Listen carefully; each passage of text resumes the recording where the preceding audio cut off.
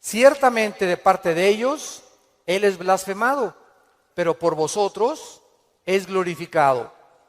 Así que ninguno de ustedes padezca como homicida, o ladrón, o malhechor, o por entremeterse en lo ajeno. Pero si alguno padece como cristiano, no se avergüence, sino glorifique a Dios por ello. Porque es tiempo de que el juicio comience por la casa de Dios. Y si primero comienza por nosotros, ¿cuál será el fin de aquellos que no obedecen al Evangelio de Dios? Y si el justo con dificultad se salva, ¿en dónde aparecerá el impío y el pecador? De modo que los que padecen según la voluntad de Dios, encomienden sus almas al fiel Creador y hagan el bien. Muchos cristianos no han entendido lo que es la vida cristiana. Y uno de los ejemplos que la Biblia usa, o una analogía para comparar qué es la iglesia, es el matrimonio. Y en el matrimonio, muchos de ustedes que también están recién casados, tenemos siempre ideas de las telenovelas y fueron felices el príncipe y su amante, o su amiga o su esposa, por los siglos de los siglos. Y viene la luna de miel y se acaba la luna de miel. Y comienzas a descubrir, ah caray, ¿con quién me casé? O ah caray, yo no sabía, chiquita, que tenías ese genio. Y yo no sabía que eras tan flojo. Ni sabía que dejabas tus calcetines que huelen a queso manchego cuando te levantas de la cama. Y comenzamos en el matrimonio a salir de la burbuja y del mundo ficticio y fantasioso en el que creíamos que era casarse. Y no sabemos que el matrimonio es algo por lo cual toda la vida se tiene que luchar. Nunca habrá un matrimonio perfecto. Nunca habrá un hombre perfecto. Nunca habrá una mujer perfecta. Por eso el matrimonio es para dos discípulos de Cristo. Un hombre y una mujer que siguen a Dios, es como un triángulo. Y mientras más sigue el hombre a Dios, Dios está hasta arriba y la mujer también. Mientras más seguimos a Dios, más cerca estaremos el uno con el otro. Bueno, la iglesia es lo mismo. Hay cristianos que les han hablado, no, la iglesia cristiana es Disneylandia, Reino Aventura, todo peace and love. Nunca va a haber problemas, nunca va a haber fricciones. Y cuando entramos a alguna iglesia o en las iglesias a las que ustedes han asistido, van a encontrar, ¿verdad?, que la iglesia es una mezcla de cizaña con trigo. Que la iglesia es un cuerpo de creyentes mezclados con personas que han entrado del mundo y que entre nosotros necesitamos entender que va a haber fricciones, malos entendidos, contiendas, que doña Pachita ya le hicieron cara de hamburguesa y no quiere regresar, que porque en esa iglesia, muchos me dicen, es que en esta iglesia o en aquella iglesia a donde yo iba no había amor. Y el problema está en eso, que entramos a la iglesia creyendo que todo es maravilloso y que estamos en un ejército, somos soldados en un campo de batalla, en un mundo ocupado por el enemigo, donde nosotros vamos de paso. Todo lo que construyamos, todo lo que invertamos en este mundo, se va a quedar. Y cuando este mundo se ha destruido, lo único que va a sobrevivir son las almas. Son las almas. Y esta es la razón por la cual debemos vivir por las almas y poner como prioridad las almas que Jesucristo ganó en una cruz con su propia vida. Todos los cristianos vamos a experimentar pruebas. Vean ustedes aquí antes de Pedro se encuentra Santiago en el capítulo 1. Santiago era hermano de Jesucristo. Fue uno de los hermanos de Jesucristo, Santiago. Y él está escribiéndoles a los cristianos que comenzaron a ser perseguidos por el Imperio Romano. Y vean ustedes el consejo que Santiago comienza a delinear. Santiago 1, versículos 2 y 3. Hermanos míos, tengan por sumo gozo cuando se hallen en diversas pruebas, sabiendo que la prueba de vuestra fe produce paciencia. Sabemos entonces que todos nosotros vamos a ser examinados por Dios. Las pruebas, que son muchas, hay familiares pruebas en tu iglesia, en tu trabajo, con tus amistades, como matrimonio, con tus finanzas. Dios prueba el corazón. Y dice Santiago, no se sorprendan, no se maravillen de que de repente hay muchas pruebas. Y en lugar de que la oposición y las pruebas puedan menguar nuestro ánimo, dice Santiago, ¿verdad? Está probándose nuestra paciencia y nuestra fe. Vean ahora aquí, le damos vuelta a Primera de Pedro, otra vez, capítulo 1. Y dice el versículo 6 y 7, en lo cual vosotros se alegran ahora, aunque un poco de tiempo, si es necesario, tengan que ser afligidos en diversas pruebas, para que sometida a prueba vuestra fe, mucho más preciosa que el oro, o sea, ¿por qué tiene que probar Dios nuestra fe?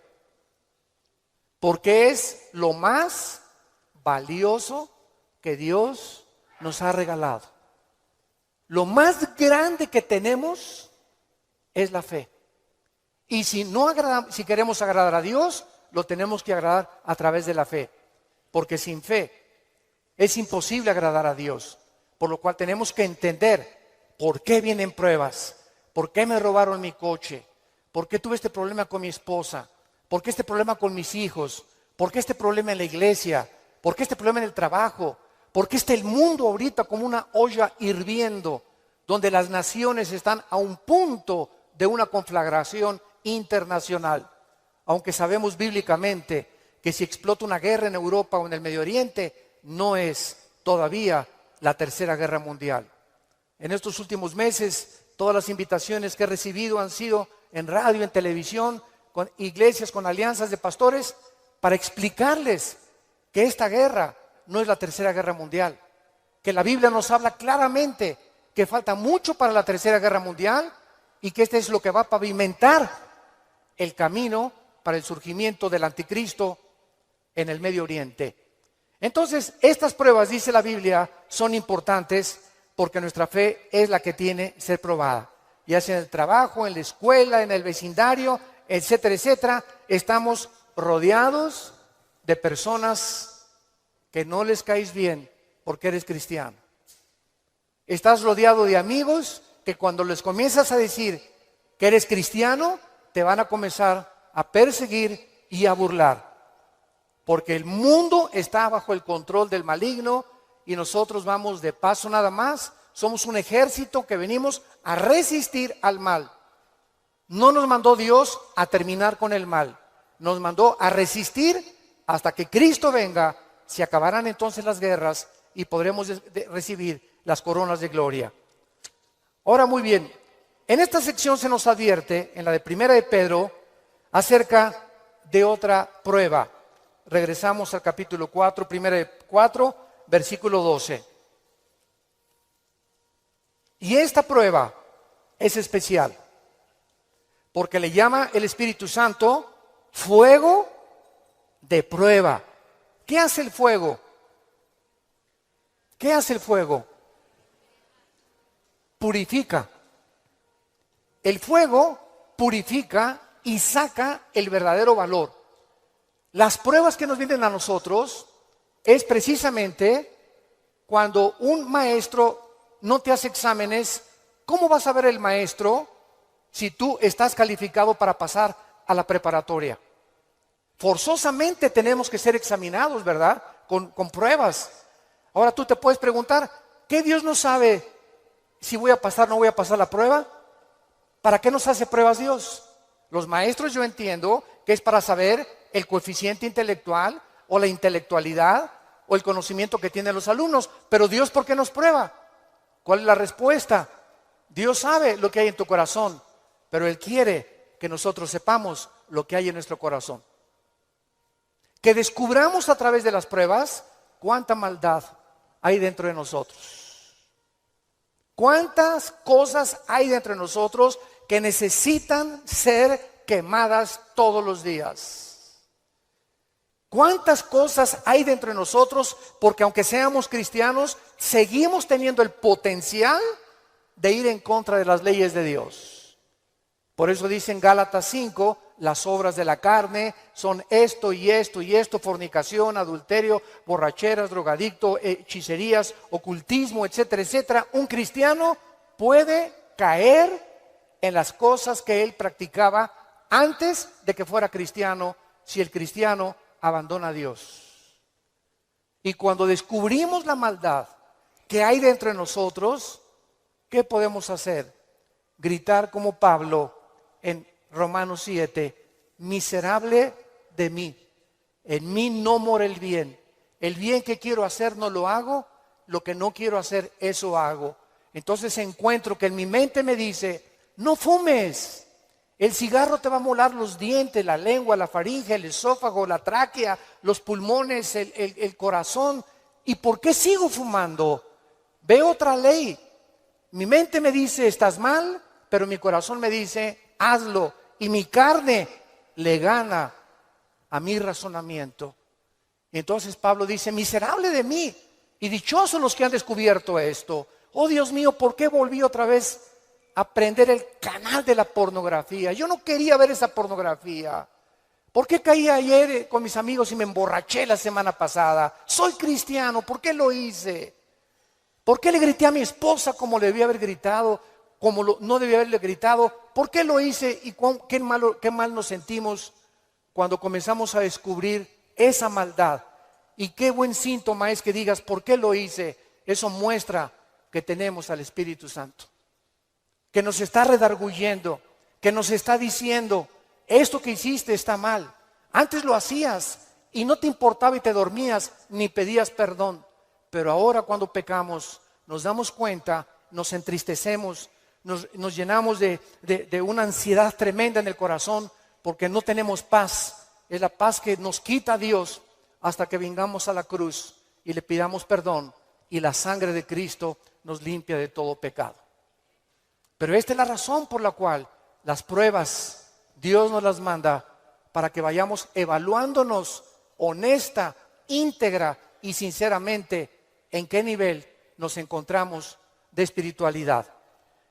Vayamos a Santiago capítulo 1 otra vez con este versículo, y vamos a ver algunas verdades prácticas antes de desarrollar el pasaje que acabamos de leer. Veamos algunas verdades prácticas de las pruebas. En primer lugar, las pruebas son algo común en la vida cristiana. Dice Santiago: cuando os halléis en diversas pruebas.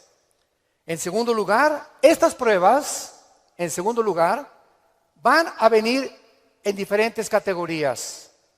De repente, estás tranquilo, eres deportista, tomas vitaminas, estás perfectamente sano y te vas a hacer unos exámenes de sangre, y las radiografías y la biometría hemática de sangre te dice el médico: tiene usted cáncer, o tiene usted diabetes, o padece usted un problema, ¿verdad?, renal, etcétera, etcétera. En el momento que oímos esa noticia, toda nuestra vida cambia. En ese momento dices: ¿qué me está pasando? ¿Cómo me pudo suceder esto a mí? Fue una prueba de fuego. O de repente tu hijo cayó y chocó, o tu hija se mató, o tu esposo se murió, o se cayó tu casa, o se incendió tu coche. Nunca sabemos qué va a suceder el día de mañana. Entonces tenemos que estar preparados para entender que estamos en un mundo donde somos vulnerables y donde cualquier cosa puede suceder, y Dios lo va a permitir con un propósito siempre, siempre santo, que va a resultar para un bien. Cuando oigas ese accidente, de esa enfermedad y de ese problema, no lo entendemos. ¿Qué está pasando en la iglesia? ¿O qué pasó en mi casa? ¿O qué pasó con el gobierno? ¿O un golpe de estado? No entendemos cuando explota una bomba. Hay mucho humo y no se puede entender qué es lo que está pasando. ¿Qué verdad? No hay verdad. ¿Será mentira? ¿Será melón? ¿Será sandía? Y no es hasta que el humo se va, pasa una semana o 2 semanas, cuando comienzas a ver y a entender. Si tú en esa prueba, escúchame muy bien, durante esa prueba que estás atravesando, no te sueltas, pase lo que pase en tu vida. Si tú no te sueltas de Cristo, no te imaginas cómo Dios te va a bendecir, te va a fortalecer y vas a madurar espiritualmente como no te imaginas. ¿Qué se probó cuando te dijeron que estabas enfermo? ¿Qué se probó cuando oíste que te robaron tu coche? ¿Qué se está probando cuando perdiste el trabajo? Se está probando nuestra fe. ¿Cuánto confiamos en Dios? Cuando se va tu esposa o te abandona su esposo, ¿qué vas a hacer? ¿Te vas a recurrir a las drogas? ¿Te vas a emborrachar? ¿Vas a renegar contra Dios? ¿Para eso soy cristiano? ¿Me quitaron mi trabajo? ¿Por qué si yo diezmo regularmente me quitan mi coche? Dios, yo no lo entiendo. ¿Y por qué me corren de mi trabajo si sabes que tengo que mantener a mi familia? Dios está buscando que nosotros veamos nuestra reacción, porque nuestra reacción determina el nivel espiritual que tenemos de fe. Y es precisamente en esas pruebas, en esas reacciones, donde Dios sabe cómo vas a reaccionar. Vamos rápidamente a Génesis capítulo 22. En el Antiguo Testamento, y veamos la prueba de fuego que pasó a Abraham.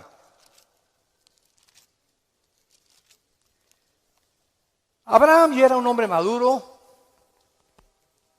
ya tenía el hijo de la promesa, Isaac. Y a Abraham se le llama en Romanos capítulo 4 el padre de la fe. Por algo será, ¿verdad? Por algo será, porque son las pruebas de fuego las que nos gradúan en el ejército de Dios. Las pruebas, no las muchas pruebas, nos van preparando, pero hay una prueba de fuego que es nuestra graduación. Cuando ya Dios se da cuenta que no importa lo que pase en tu vida, nunca te soltarás de Él. Nunca blasfemarás de su nombre, nunca te llenarás de rencor ni de amargura contra nadie. Hayan hecho lo que te hayan hecho o lo que nos hayan hecho, el veneno más grande que nos impide graduarnos es la amargura. Es el veneno más grande de la vida cristiana. Bueno, aquí se encuentra Abraham, capítulo 22 del Génesis, y dice: aconteció después de estas cosas, o sea, estas cosas son todas las pruebas que Abraham había atravesado, que probó Dios a Abraham. Abraham podría decir: ¿otra? Oye, ¿otra, Señor? ¿Es juego? O sea, ¿otra prueba? Pero Adán, quiero decirte una cosa, Abraham. Esta prueba, ¿verdad? No te imaginas, va a ser la bendición más grande para tu vida y para 1000 generaciones después. A los que les interese la palabra prueba en el hebreo, es la palabra nasá, con H al final. Cuando dice probó, es la palabra nasá. Escuchen lo que significa probar en el hebreo. Manifestar el corazón por medio de la presión. No es hasta que la presión viene a nuestras vidas que se sabe lo que tenemos escondido en el corazón. ¿No es cierto? No es bajo la presión donde se prueba el carácter de los hombres. Bajo la presión.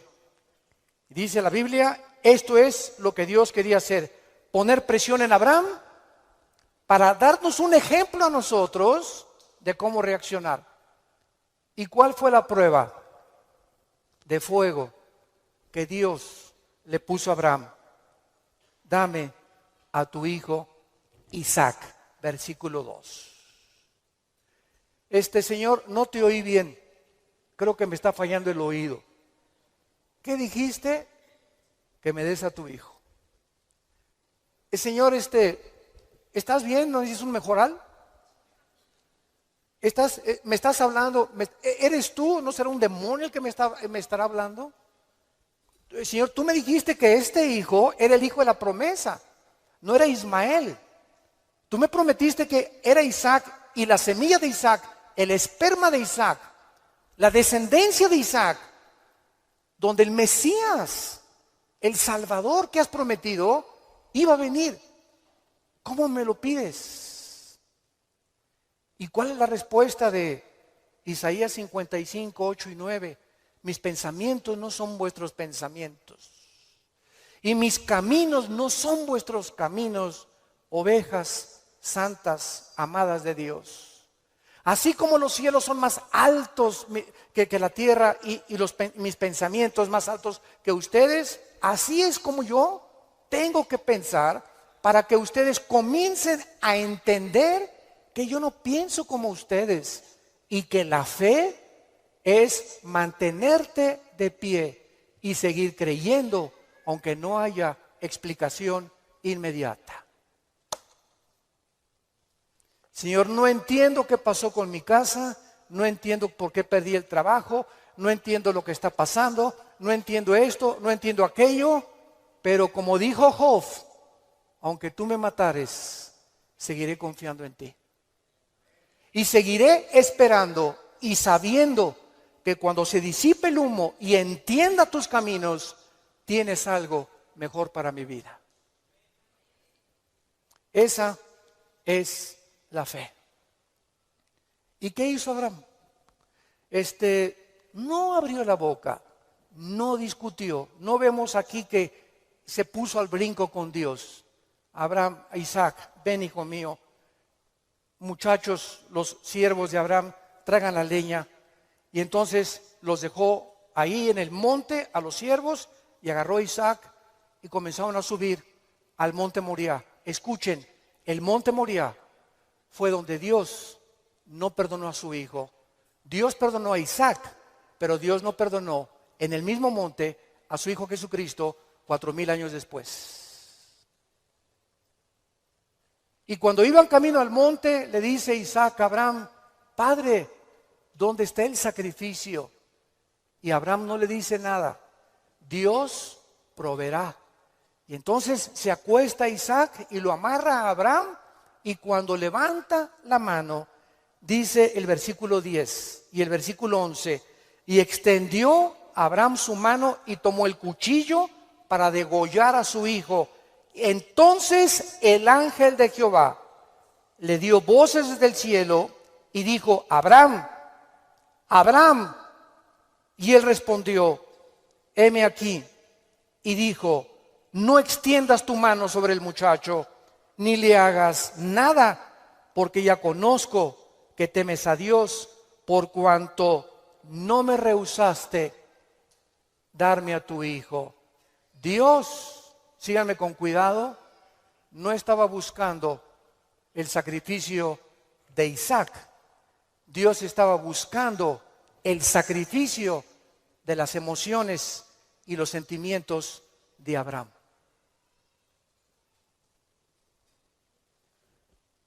Abraham tenía que pasar la prueba de morir a sus emociones y a sus sentimientos y amar a Dios con todas sus fuerzas y con todo su corazón, escúchenme, más que a su hijo.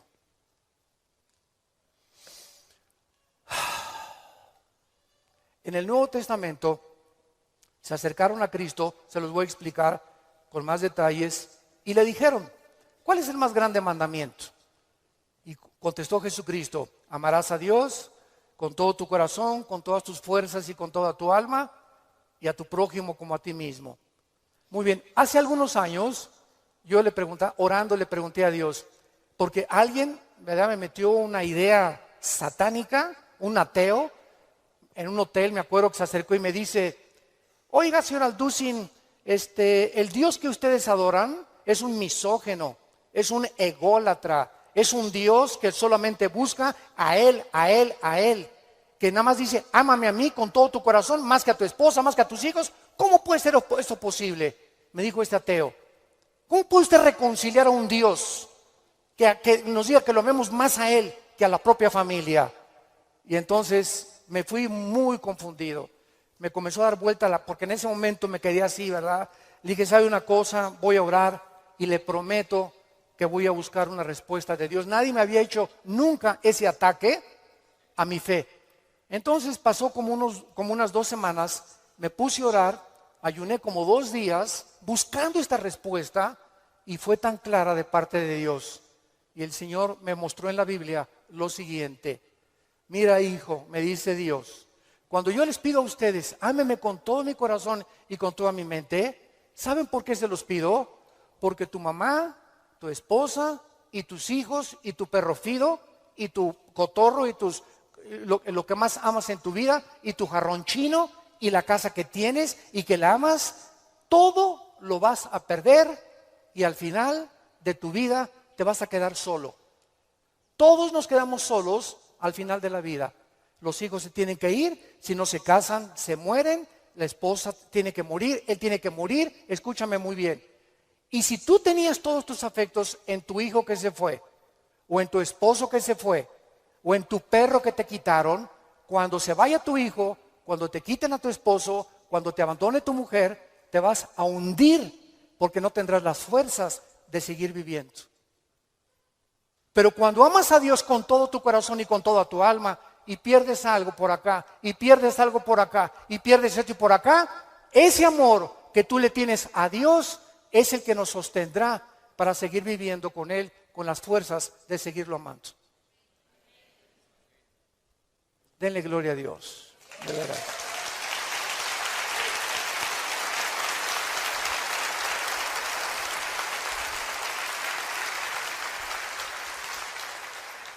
La fe es creer aunque no entendamos.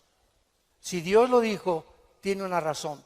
Detrás de cada mandamiento de Dios se encuentra la sabiduría de Dios. Cuando Dios le dice a los jóvenes, no forniquen ni tengan relaciones sexuales antes de casarse, gritan los jóvenes y protestan los jóvenes. ¿Nos quieres quitar la felicidad? ¿Qué tiene? ¿Así nos vamos a conocer mejor antes de casarnos? Pero detrás de esa prohibición que Dios tiene es el inmenso amor que Él nos dio desde la cruz. Por amor te lo digo, jovencita, te dice Dios, por amor que te tengo, joven que me escuchas.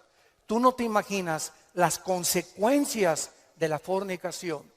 Vas a los 18, 19 años a ver crecer tu pancita, te vas a tener que salir de la escuela, él va a resultar con que no te quiere. Es increíble que por no haber puesto ustedes freno en sus relaciones meses antes, hayan ustedes acabado en un pecado que se llama la fornicación.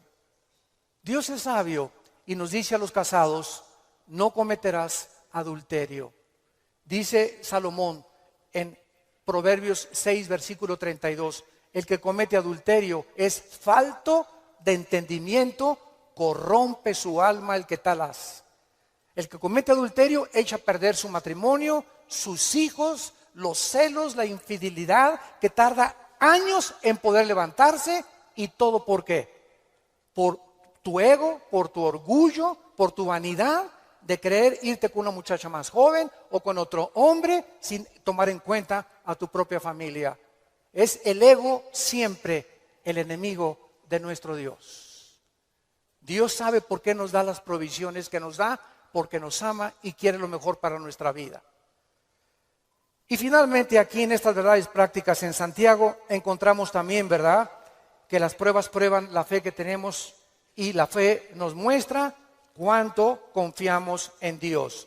Dice en el Salmo capítulo 11, versículo 1 y 2. En Jehová he confiado. ¿Cómo decís a mi alma que escape al monte cual ave? Porque aquí los malos tienden el arco, disponen sus saetas sobre la cuerda para asaetear en oculto a los rectos de corazón. Si hubo un hombre perseguido calumniado, vituperado, despreciado entre los héroes de Dios, fue el rey David. A los 17, 18 años lo ungen, Samuel, tú vas a ser rey de Israel. Ah, dice David, qué suave. Bueno, pasaron casi 12 años, vean esto, desde que lo ungen con sus hermanos, pasaron 12 años, hasta los 30 años de edad, 12 años de pruebas. El hombre que Dios había escogido para sentarlo en el trono de Israel, tenía que ser probado. Y tenía que ser probado en la amargura, en el rencor, en la confianza en Dios, en saber que no importa, aunque me rodee un ejército y aunque miles de amenazas, Dios es mi salvación, mi fortaleza y mi luz. ¿De quién temeré? Dice el Salmo 27. ¿De quién temeré? Es el temor dentro de nosotros lo que nos impide confiar en Dios. Ay, tengo temor que si me entrego a Dios me va a pasar esto. O tengo temor que si hago estas cosas me va a pasar aquello. Ese temor lo tienes que vencer. Porque Dios no nos ha dado espíritu de temor, sino de valor, de poder y de amor propio. Entonces tenemos que entender que las pruebas forman parte de la vida cristiana. Regresamos a nuestro pasaje de 1 de Pedro y examinémoslo rápidamente. Dice nuestro pasaje: no se sorprendan, amados, del fuego de prueba que os ha sobrevenido, como si alguna cosa extraña aconteciera. Número 1,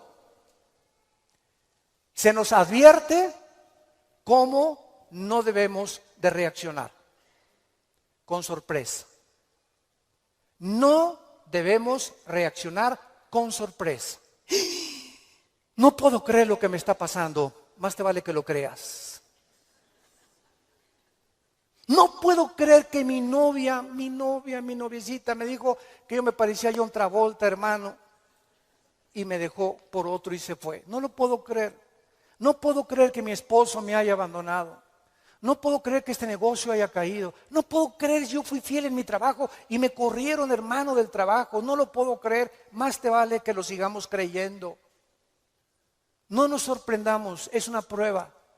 Cualquier cosa que afecte tu vida, tu estabilidad emocional o física, son pruebas. Entendámoslo. Dios es un Dios que nos tiene que probar. Y estas pruebas son para nuestro bien.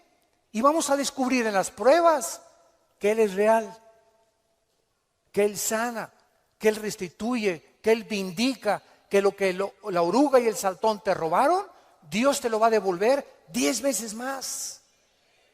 Pero es esa fe la que Él está tratando de desarrollar en nuestras vidas, porque es mucho, mucho más preciosa que el oro.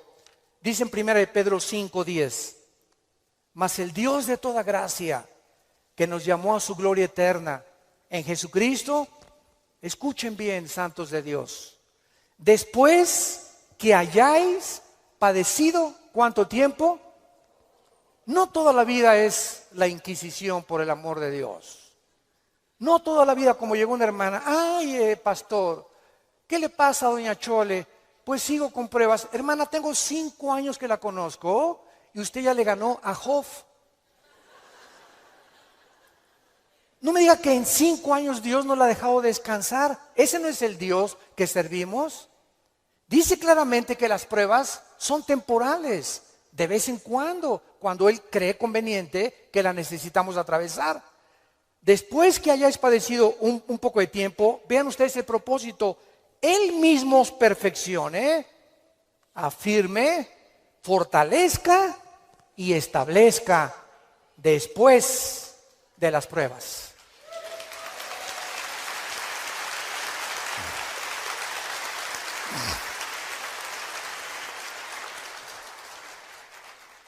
Ahora, veamos lo que tenemos que hacer. Primero de Pedro, en nuestro pasaje capítulo 4, versículo 13. Número 1, se nos manda que cuando te digan, te robaron tu coche, se fue tu esposo, se fue tu esposa, te pasó esto, te pasó aquello, te goces. Cualquiera diría, ¿está usted loco? ¿está usted loco? ¿Cómo voy a gozar cuando me dijeron que tengo diabetes? ¿Cómo voy a gozar cuando me robaron la cartera, el cristalazo que me... Hermano, ¿no está viendo cómo estoy? Que tengo aquí un martillo para encontrar el que me rompió el carro. Le voy a dar un martillazo en la cabeza si me lo encuentro. O mi esposo, ¿verdad? Con la cara de cocodrilo. Qué bueno que se fue el cocodrilo y que se fue, ¿verdad? Ten mucho cuidado que tu reacción sea de gozo. Y les voy a explicar lo que se encuentra detrás. Cuando Job llegaron y le dijeron, quemaron tu rancho, tus camellos, tus ovejas, tus vacas y tus hijos. Y estoy seguro, por la clase de esposa que tenía, que si ella se lo hubieran llevado, hubiera estado más contento. Entonces se la dejó a ella. Yo entiendo cada vez más a mi Señor. No por ti, mi amor, mi esposa no va a creer. Y entonces la esposa llega, ¿verdad? Y le dice a Job, maldícelo, maldice a Dios. Y contesta Job y le dice a la esposa, vean la calidad moral y espiritual y de fe que tenía este hombre en Dios. ¿Qué acaso recibiremos de Dios solo lo bueno y no lo malo? Bendito sea el nombre de Dios, porque Él da y Él quita en su soberanía. Qué tremendo, ¿verdad?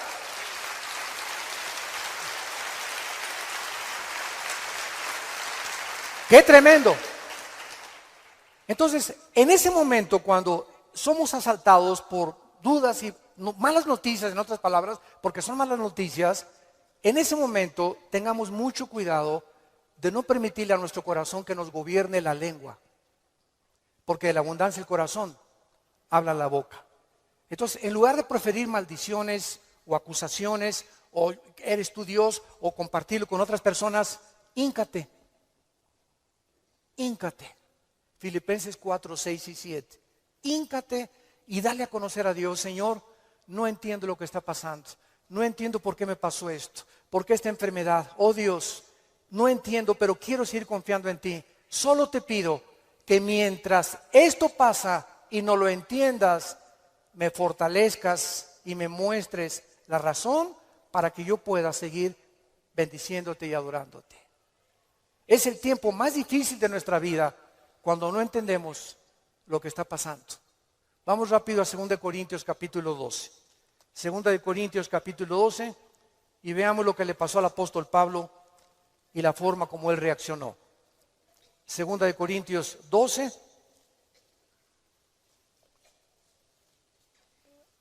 Pablo fue uno de los pocos hombres, junto con Enoc y Elías y el apóstol Juan, que subieron al cielo.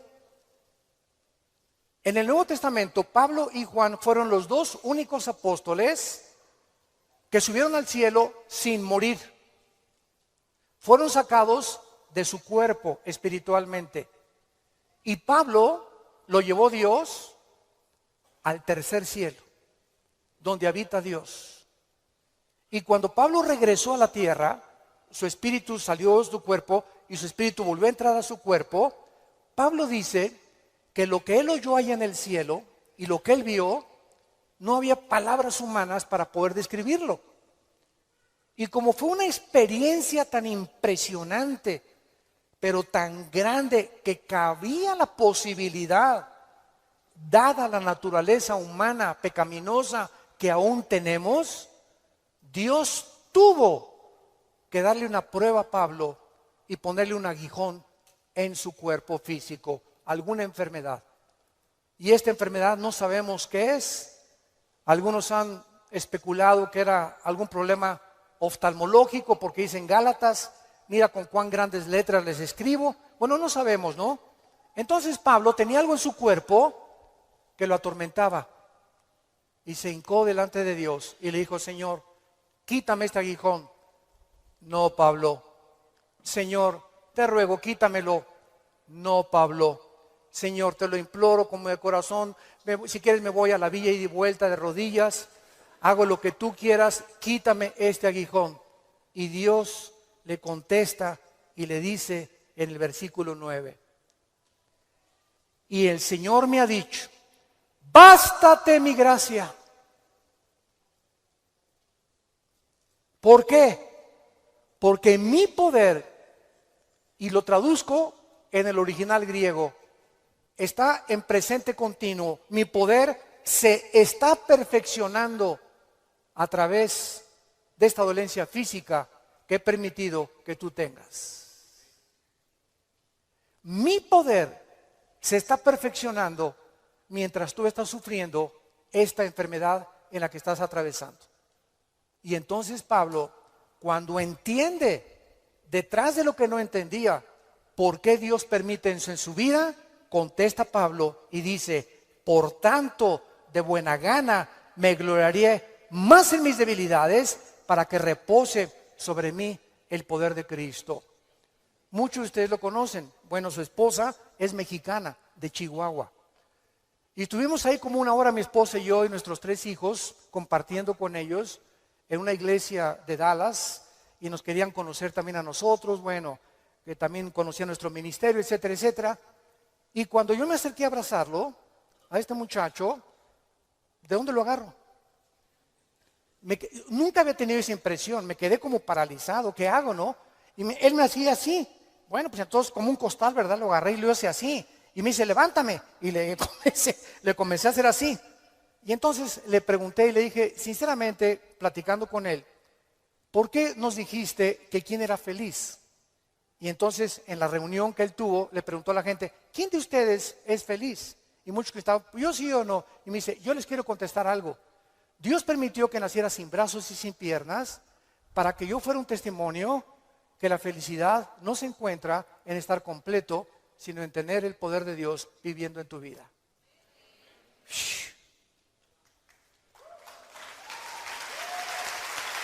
¡Qué tremendo!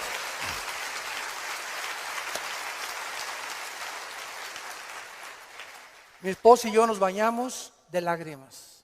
Tenemos piernas, tenemos brazos, tenemos casa, Conflex, un carro, lo que sea, nuestros hijos, y estamos descontentos.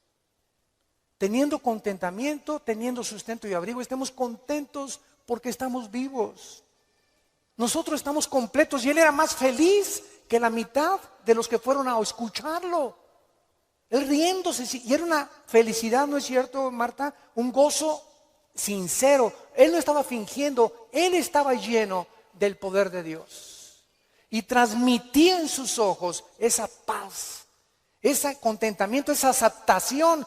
Él dijo que a los 12 años se quiso suicidar porque todavía no había aceptado a Cristo.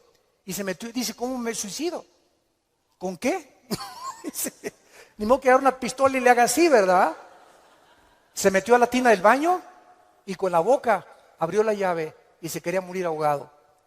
Y cuando estaba el agua subiendo, muchos de ustedes que ya no oído su testimonio, yo lo traigo grabado en mi iPhone, dice que en ese momento dijo, si yo me quito la vida, nunca podré compensarles a mis padres y los haré culpables a mis padres, porque siempre se lamentarán porque yo nací así, y si hay un Dios, nunca conoceré el propósito por el cual permitió que yo naciera sin brazos y sin piernas. Y apagó la llave y le dijo, yo no entiendo, al año se convierte a Jesucristo. Y ha ganado millones de almas. Dios dicen que hay uno entre 15 o 20 millones de seres humanos que nacen así. A este muchacho Dios lo escogió Dios para dar un mensaje al mundo. La felicidad no está en el dinero, ni en tener salud, ni en tener casa, ni en tener vehículos, sino si tú tienes a Jesucristo y la paz de Él que sobrepasa todo entendimiento.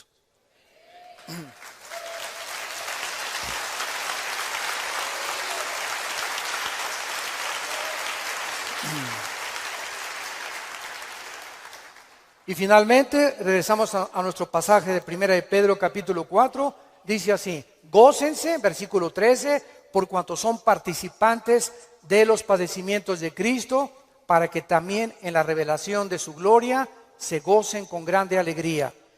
En penúltimo lugar, las pruebas nos están haciendo parecernos más a Jesús. Porque es precisamente en las decepciones, en las desilusiones, en las traiciones, en la persecución, en el abandono de tu esposa, de tu esposa, en la muerte, etcétera, etcétera, en todas estas cosas que forman parte de la vida, donde comenzamos a entender que no nos sorprendamos, estamos en un mundo muy feo, donde el pecado abunda. Este grupo de ISIS en el Medio Oriente ya no son seres humanos, son zombies, son monstruos, seres humanos deshumanizados completamente, sin ningún sentimiento, sin ninguna emoción, sin ningún corazón, ninguna conciencia. A los niños ahora los enseñan a ellos que a las víctimas les corten la cabeza y jueguen fútbol con las cabezas para desensibilizarlos y deshumanizarlos a los 8 años de edad. ¿Sorprende? No nos sorprende, porque la Biblia dice, 2 Timoteo 3, vendrán tiempos feroces, peligrosos, hombres amadores de sí mismos, donde no les importará absolutamente nada más que su ego y su propia vanidad, y el imperio y el espíritu de control. Todo espíritu que quiera controlar y dominar a los demás es un espíritu de brujería. ¿Se acuerdan a Cristo antes de morir? Que llegan los hijos de Zebedeo con la mamá. Oye, cuando vengas, quiero que mi hijo Pancho y Pancholín se sienten junto a ti. A este nómbralo ministro de Hacienda y procurador de la República. Y entonces Cristo, viendo que sus discípulos estaban a punto de morir crucificados, estaban buscando posiciones de liderazgo y de control y de autoridad. Y les dije, Cristo, eso los reyes de la tierra, los gobernantes buscan estas cosas, dominar y controlar a los demás. Y esta es la razón de tantas dictaduras y tantos gobiernos estatistas y totalitarios, personas que quieren seguir gobernando y tener el control de las gentes, pero en ustedes no debe ser así. Y Cristo nos da el secreto: el que quiera ser grande de todos nosotros, lávele los pies a los demás. Sea siervo de los demás. No busques grandezas para ti, busca servir. Porque el más grande entre nosotros siempre será el que siga las pisadas de su maestro. Gracias por tu palabra, Señor, en esta mañana. Gracias, Señor, porque si somos vituperados en el nombre de Cristo, somos bienaventurados. Oh ladrón, o que las pruebas que tengamos sea por nuestros pecados. Pero si padecemos como cristianos, no nos avergoncemos. Glorifiquemos a Dios por ello. Encomendemos toda nuestra causa a Dios, porque Él es soberano. Nunca nos dejará y nunca nos desamparará. Bendecimos, Padre, a todos nuestros enemigos. Bendecimos a los que nos calumnian y contienden contra nosotros.